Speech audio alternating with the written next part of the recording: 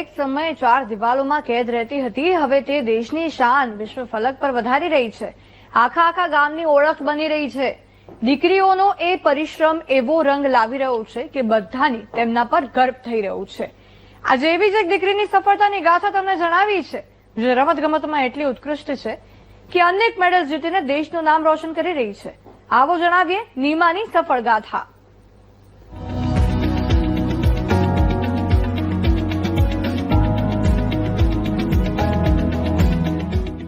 મન હોય તો માળવે જવાય.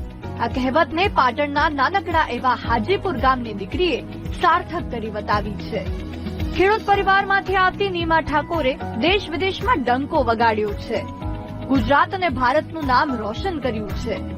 ખેડૂત પરિવારની દીકરી નીમા ઠાકોરે રમતગમત ક્ષેત્રમાં અથાગ મહેનત કરીને ગોલ્ડ, સિલ્વર ઉપરાંત બ્રોન્ઝ મેડલ સહિત અનેક ટ્રોફીઓ પોતાના નામે કરી છે.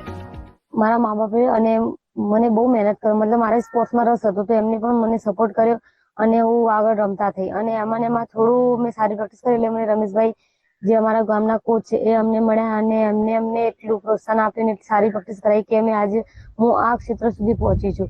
તો હાલ હું જે જીતી છું તો હું કન્ટિન્યુ મુંબઈ જો 2024માં ને 2025માં જે મુંબઈ મેરેથોન આપણે વર્લ્ડની સારામાં સારી મેરેથોન થાય છે એમાં પણ મારા કન્ટિન્યુ 2 ગોલ્ડ છે.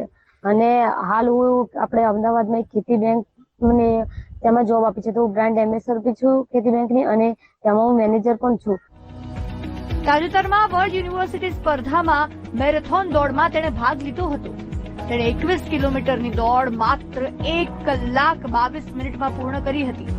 ચીનમાં વર્લ્ડ યુનિવર્સિટી સ્પર્ધામાં નીમા ઠાકોર 2 વાર ક્વોલિફાઈડ થનાર ગુજરાતની પ્રથમ ખેલાડી બની છે.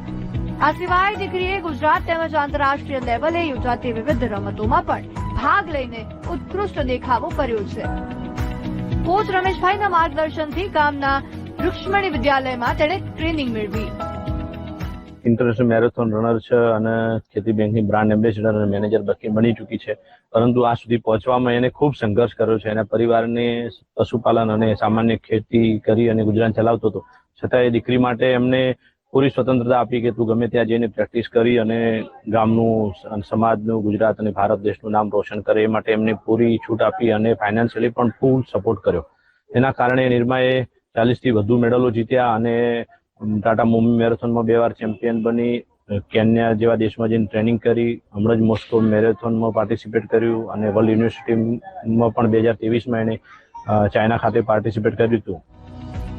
નીમા ઠાકોરની સિદ્ધિ એટલી બધી વધી ગઈ છે કે આ નાનકડું હાજીપુર ગામ નીમા ઠાકોરના નામથી ઓળખાવા લાગ્યું છે. તેના પાડોશીઓએ તેને મહેનત કરતી જોઈ છે અને તેના પર તે ખૂબ ગર્વ અનુભવી રહ્યા છે.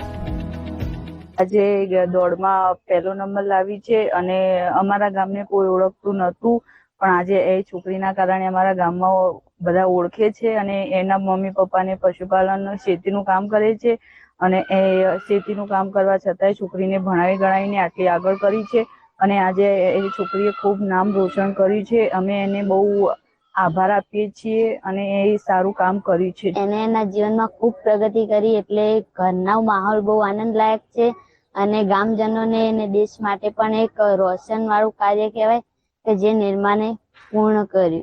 હજુ એનું સપનું છે કે એશિયનમાં પણ ગોલ્ડ મેડલ લાવે અને એનું સપનું પૂરું કરે એવી ભગવાનને પ્રાર્થના.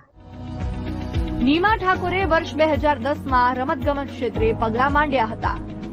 કઠોર પરિશ્રમથી નીમા ઠાકોરે ક્રોસ કન્ટ્રી, હાફ મેરેથોન, ફૂલ મેરેથોન જેવી વિવિધ સ્પર્ધામાં જિલ્લા, રાજ્ય અને આંતરરાષ્ટ્રીય સ્પર્ધામાં ભાગ લીધો અને ગામને દેશ સહિત વિદેશમાં નામના મેળવી. આશા રાખીએ કે નીમા દોડવીરથી અનેક દીકરીઓ પ્રેરણા લઈને દેશનું નામ રોશન કરવા તરફ આગળ વધશે. ભરત પ્રજાપતિ, વીટીવી ન્યૂઝ, પાટણ.